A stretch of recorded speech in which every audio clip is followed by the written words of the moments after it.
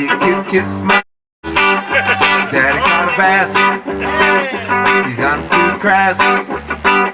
You got real lucky. Okay. Anyway, he's the best fisherman I hear around. Let's hear it for Nick on the pole. Hey, what's up, guys? Nick the Informative Fisherman here. Now, I've been receiving this question, and it's kind of like three questions in one. It's, do you have a favorite lure? What's the most productive lure of all time? What's the one that's going to catch me the most fish? And it's kind of weird when people ask me what my favorite lure is. I don't want to just jump out and tell them, and the reason for this, it builds a cloud around everything I do. And the reality is my favorite lure all time, I'm no different than you guys, it's a frog, okay? I want to fish a frog year round, and you can't do that, all right?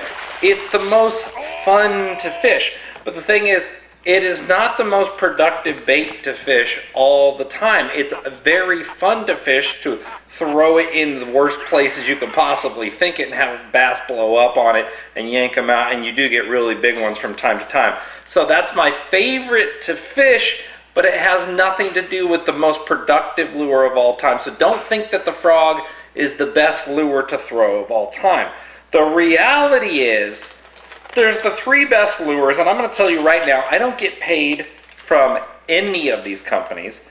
I'm just going to say a 1/2 ounce football jig in brown or green pumpkin, a 6-inch Zoom trick worm, and a 6-inch Gary Yamamoto Senko. This is the Bass Pro Shop Stickos, and I want to get into a little bit of this conversation.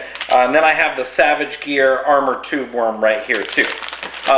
The 6-inch, around 6-inch, 5.8 or whatever it is, the Yamamoto Senko, arguably the most productive lure year-round anywhere on the planet for largemouth bass, smallmouth bass, and spotted bass.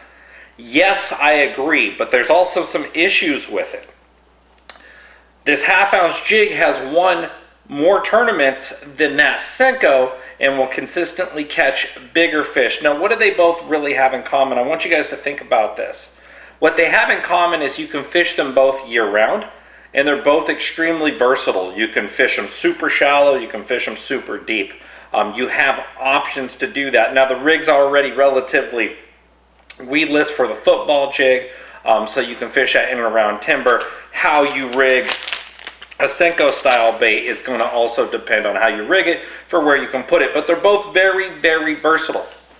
1/2 ounce football jig, either a 6-inch Zoom trick worm or a 6-inch Yamamoto Senko are the three best lures of all time to fish year-round, no matter the scenario.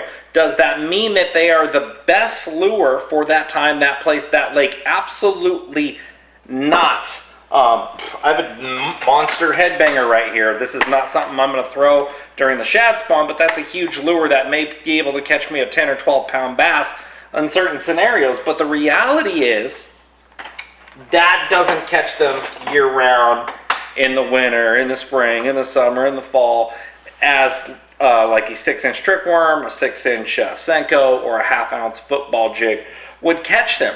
So now I'm going to elaborate on this. The problem is with that 6-inch style Senko, I fish almost every single day. I can't spend $1,000 a month on a Senko. Senko falls great. Gary Yamamoto is basically the originator. Everybody else followed them in making a similar to a Senko style bait. And there's a million videos on YouTube, and you're hearing guys talk about, oh, what's equivalent, what's better, and the reality is each one of them has a time and place.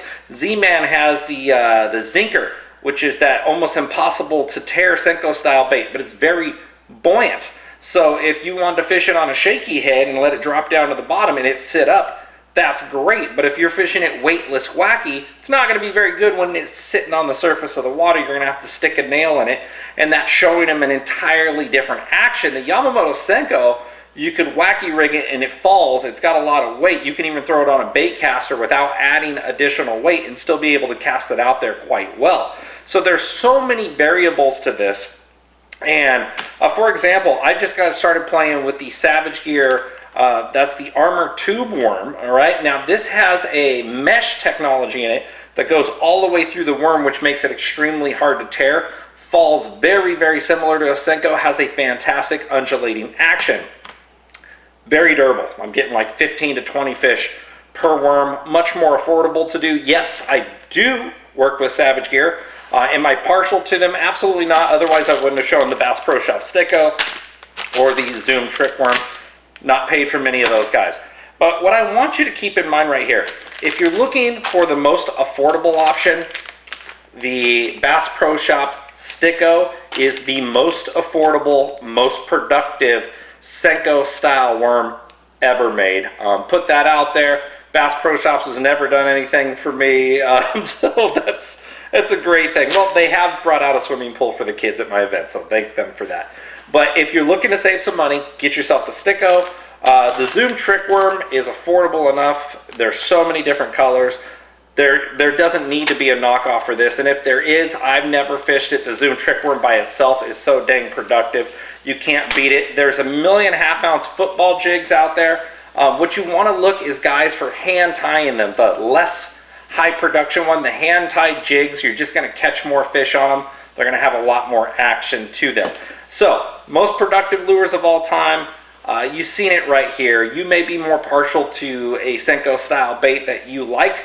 My favorite choices, the Armor Tube Worm for that free fall, the Bass Pro Shop Sticko if I'm going through a lot of worms, and the Yamamoto Senko if I'm getting 4 or 5 bites a day and it's very, very tough and that's the worm they need to use, I will still use it. It just tears too easy for my liking. My favorite lure of all time is the frog. Hopefully that clears some things up for you guys.